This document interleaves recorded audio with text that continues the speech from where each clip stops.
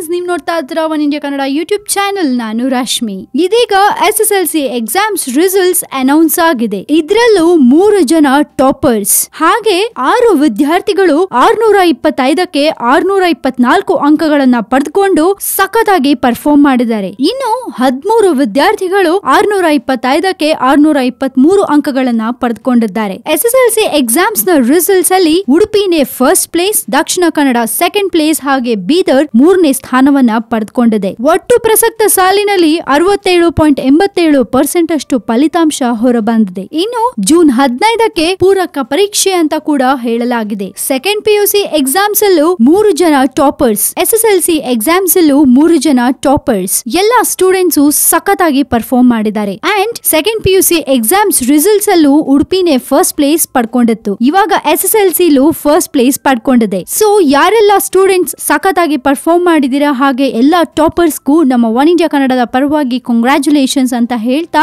Friends ಯಾರಿಗಾದ್ರೂ marks ಕಡಿಮೆ ಬಂದಿದೆ ಅಥವಾ ಫೇಲ್ ಆಗಿದ್ದೀರಾ ಅಂದ ತಕ್ಷಣ ದಯವಿಟ್ಟು ಯಾವುದೇ ರೀತಿ ನೆಗೆಟಿವ್ ಥಿಂಕಿಂಗ್ ಅನ್ನ ಮಾಡಬೇಡಿ. ಅದನ್ನ ಚಾಲೆಂಜ್ ಆಗಿ ತಗೊಂಡು ನಿಮ್ಮನ್ನ ನೀವು ಪ್ರೂವ್ ಮಾಡ್ಕೊಳ್ಳಿ. ಸೊ ಇನ್ನಷ್ಟು ನ್ಯೂಸ್ ಅಪ್ಡೇಟ್ಸ್ ಗಳನ್ನ ನಾವು ನಿಮ್ಗೆ ಕೊಡ್ತಾನೆ ಇರ್ತೀವಿ. ಮಿಸ್ ಮಾಡಬೇಡಿ. ಕೀಪ್ ವಾಚಿಂಗ್ ನಮ್ಮ one India Kannada YouTube channel. And ಈ ನಮ್ಮ ವಿಡಿಯೋ ನಿಮ್ಗೆ ಇಷ್ಟ ಆಗಿದ್ರೆ ದಯವಿಟ್ಟು ಶೇರ್ ಮಾಡಿ, ಲೈಕ್ ಮಾಡಿ, ಜೊತೆಗೆ ಸಬ್ಸ್ಕ್ರೈಬ್ ಮಾಡೋದನ್ನ ಮರಿಬೇಡಿ.